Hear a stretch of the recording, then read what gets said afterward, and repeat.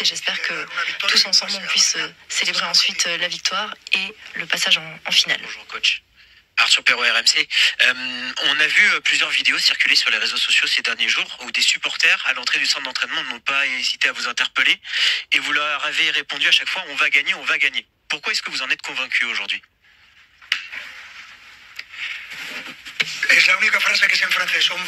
C'est la seule phrase que je connaisse en français. On va gagner.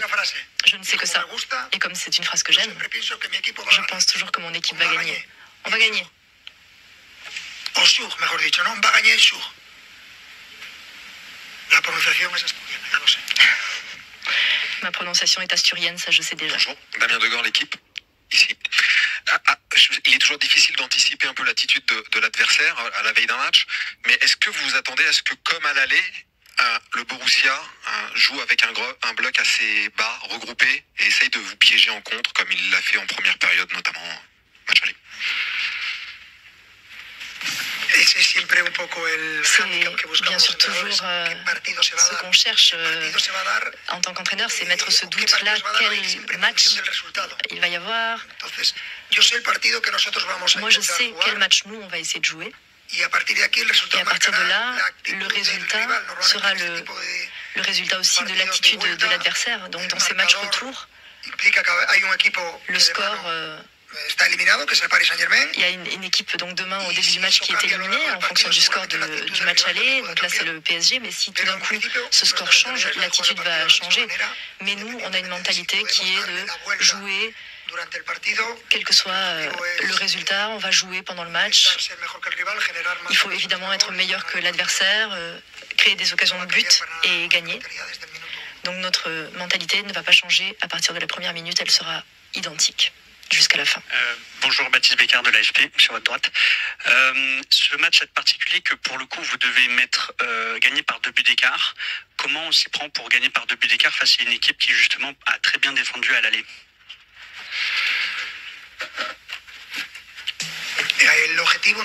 L'objectif n'est pas de gagner avec 2 buts d'écart, c'est de gagner. Donc si tu penses que tu dois marquer 2 buts, ça semble lointain. Donc nous, on joue et on gagne, on marque à la 90e minute, match nul. Et là, ça continue. Donc il ne faut pas en marquer 2, il faut en marquer d'abord 1 et gagner le match. Donc ça, c'est quelque chose qu'on a beaucoup vu dans le football et surtout dans ce genre de match. On peut marquer 2 buts en 3 secondes ou 3 minutes. Ça arrive. Mais attention, tu peux aussi subir. Donc ça veut dire qu'il faut jouer à 100% concentré en attaque et en défense. Si jamais on encaisse un but, ça n'est pas grave. Ça nous est arrivé contre le Barça, donc il faut rester calme. Si on marque 2 buts très vite, lui, là c'est l'adversaire qui va devoir réagir. Donc ça va être un résultat, un match similaire au match aller. Un match très disputé, un match assez égal, avec un très haut niveau de jeu, avec ou sans ballon. Donc ça va être difficile pour les 2 équipes. Ici, Loïc Tanzi pour l'équipe. On a l'impression que l'équipe réfléchit beaucoup après les matchs. Marquinhos le disait avant vous, après le match de Dortmund, les joueurs se sont parlé, ils ont évoqué les points à améliorer. Il y a une vraie réflexion tactique sur le jeu de la part des joueurs cette année. Est-ce que c'est quelque chose que vous avez voulu? Est-ce que c'est quelque chose qui vous rend fier aussi? C'est quelque chose, je travaille tous les jours sur ça. En tant qu'entraîneur, tu essaies d'implanter une idée, défense, attaque, et ensuite ceux qui doivent avoir cette sensation-là, porter cette idée, ce sont les joueurs. Donc l'idée, toi tu l'as, c'est important, mais eux doivent participer à ce processus, ils doivent participer à cette amélioration. Donc et ça, cette équipe répond de façon absolument exceptionnelle. Chaque match qui a été joué, chaque match à élimination directe, on voit qu'il y a une marge d'amélioration. Et ça s'est passé de la même manière. On a vu des aspects sur lesquels on pouvait s'améliorer à la fin. À partir de là, on essaie de s'entraîner, on essaie de les corriger à l'entraînement et d'arriver avec la meilleure confiance possible. Donc un entraîneur, à la fin, c'est un leader qui doit générer de la confiance chez ses joueurs et moi j'ai confiance en ce moment en mon équipe. Cédric, bonjour, juste ici.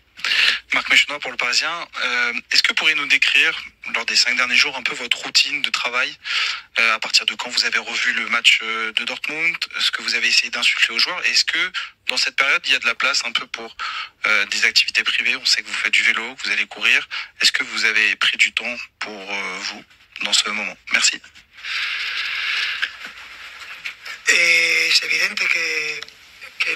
C'est évident que dans la vie, il n'y a pas que le travail. Il faut réussir à faire des choses en dehors du travail pour être meilleur au travail. C'est quelque chose que j'essaie de faire. J'adore le sport.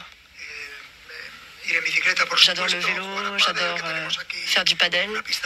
Ici, on a un terrain. J'aime aller aussi en salle, faire du sport. J'aime avoir des temps de loisirs. Et donc, en termes professionnels, ça a été une très bonne semaine parce qu'on a eu beaucoup de temps. On a eu du temps pour analyser. On a eu du temps pour transmettre à l'équipe, aux joueurs, cette marge de progression, où se situe-t-elle, comment est-ce qu'on peut être meilleur que l'adversaire. À partir de là, on a eu un entraînement, un premier jour défensif, un deuxième offensif, et aujourd'hui c'est un entraînement normal de veille de match. Donc c'est un peu plus, il y a un peu plus de détente, un peu plus d'amusement, on essaie de détendre un peu tout le monde. On pense aussi à la chance qu'on a de pouvoir jouer une demi-finale, et demain ce sera le jour de la grande fête, le jour où on pourra profiter de nos supporters et être en compétition. Bonjour coach, c'est Damda. Demain, on l'a dit, il va falloir marquer des buts pour se qualifier. Est-ce que vous avez réfléchi déjà à votre animation offensive par rapport au match aller, notamment avec la présence de Gonzalo Ramos? Est-ce que éventuellement il pourra débuter demain, puisqu'il a un profil un petit peu différent des autres attaquants qui sont beaucoup plus dans la vitesse? Lui, c'est plus un attaquant qui va pouvoir finir facilement les actions, qui va pouvoir se placer, fatiguer les défenses. Quelle est votre analyse de la situation sur justement cette animation offensive demain? Comme tu peux l'imaginer, mon analyse est très profonde. Elle s'appuie sur la connaissance profonde que j'ai de mes joueurs. Bien sûr que chaque attaquant a des caractéristiques particulières. Et donc ça peut toujours surprendre quand on se dit tiens, pourquoi est-ce qu'il sort ce joueur? Pourquoi est-ce qu'il fait rentrer celui-ci? On n'a pas pensé à ça, il n'est pas tout à fait en forme, il y en a un autre qui est mieux. Et donc bien sûr, nous, on a des choses qu'on comprend et des choses qu'on imagine pour le match. Et donc on attend certains types de qualités. Et donc c'est là qu'on décide de tel ou tel joueur qui va jouer. Moi, j'ai une pleine confiance en tous mes joueurs, de l'attaque, du milieu de terrain et de la défense. Et donc j'ai confiance, je pense que tout le monde peut débuter le match. Et c'est demain que ce sera le moment de choisir. Bonjour coach, je suis par ici. Mourad Sefiane pour la Source Parisienne. Coach, vous êtes arrivé cette année au Paris Saint-Germain. Match de poule très très compliqué où vous sortez de justesse. Et là, on se rend compte que vous êtes peut-être éventuellement à 2 matchs de faire quelque chose d'historique.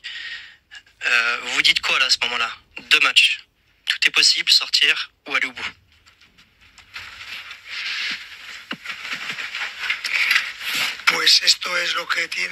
C'est ce qui est de merveilleux dans le football. C'est parfois très ingrat, parfois même injuste.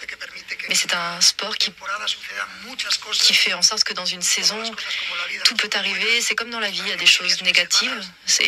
Beaucoup de choses sont négatives, mais on vit ce processus, on essaie de le vivre de façon positive, en essayant de rendre ton équipe meilleure. Et c'est quelque chose qui est très, très gratifiant en tant qu'entraîneur. Et surtout quand on a un résultat comme celui-ci. Mais je répète, notre objectif très clair, c'est d'arriver en finale, une finale de Champions. Tu en joues très peu dans une carrière de joueur, une carrière d'entraîneur. Et donc avant d'arriver à cette finale, il faut être meilleur qu'une grande équipe comme le Borussia. Qu'est-ce que vous pourrez faire pour Mbappé a plus d'opportunités dans le match?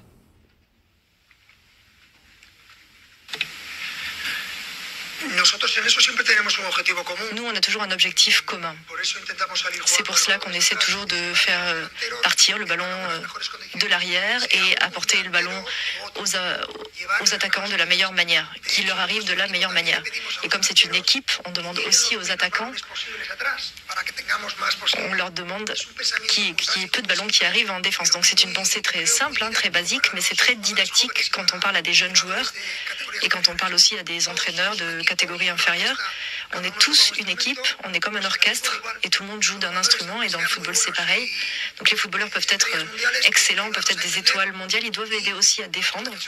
Et nos défenseurs, même s'ils sont très bons en défense, doivent nous aider à amener le ballon dans la surface de l'adversaire. Donc ça, c'est le principe de base pour tous les matchs. Aquí Diego Torres del País.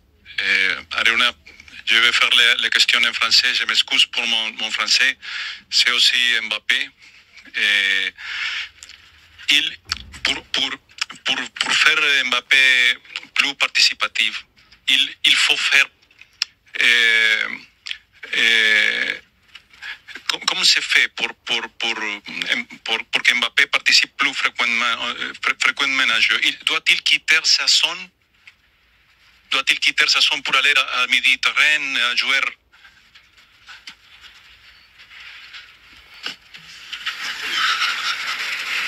Mira, esto es muy fácil. Écoute, c'est très simple. Cada partido es totalmente diferente. Chaque match est différent de l'autre. Où sont les espaces? Donc à partir de là, tu dois savoir à partir de la défense de l'adversaire où sont les espaces disponibles entre les lignes. Dans ce cas, les joueurs peuvent jouer entre les lignes. D'autres fois, l'adversaire ferme et il n'y a plus d'espace entre les lignes. Tu ne peux pas jouer, donc là, il faut déborder par les ailes. Dortmund, c'est sûr, va presser haut. Ils vont se replier. Et donc, il va y avoir à nouveau de l'espace entre les lignes. Donc, notre objectif, c'est que nos meilleurs joueurs, et j'ai cet objectif depuis le début de ma carrière d'entraîneur, nos meilleurs joueurs, plus ils participent, mieux c'est. Et bien sûr, s'il y en a un qui est enfermé derrière, moi, je ne veux pas. Moi, je ne veux pas que l'attaquant aille chercher le ballon au milieu de terrain. Je veux que l'attaquant touche le ballon dans les phases critiques et les zones critiques, là où c'est difficile. Mais je répète, en général, je sais que vous avez très envie de parler de Kylian, et moi, je suis habitué à parler de Kylian. Je crois que comme objectif, nous voulons chercher et trouver nos meilleurs joueurs. Donc, évidemment, nos attaquants, ils ne vont pas les laisser libres près du point de pénalty. Ils vont le laisser toucher le ballon au milieu de terrain. Moi, ce que je veux, c'est qu'il aille le toucher là où il est dangereux. Daniel Marcos en directo para tous el Chiringuito y Jugones. Vous ne voyez pas les PSG comme favoris. Voyez-vous cela comme un échec si vous ne qualifiez pas pour la finale? Merci. Ça, c'est une question très espagnole. C'est ton style, ça. C'est votre style. Qu'est-ce qui peut être pire? On va toujours vers le négatif. Rien, la vie continue. Il y aura du soleil. Et quand il y a du soleil à Paris, c'est toujours merveilleux. Nous, en tant que sportifs, on applaudira l'adversaire même s'il ne le mérite pas. On le félicitera. Et le jour suivant, on se lèvera. On sera absolument dégoûté, mais on aura une fierté. On se dira, allez, je me relève, je tente à nouveau et je tenterai l'année prochaine. Et l'année prochaine, on ira en finale. Et voilà l'objectif. Bravo pour votre français. Gracias.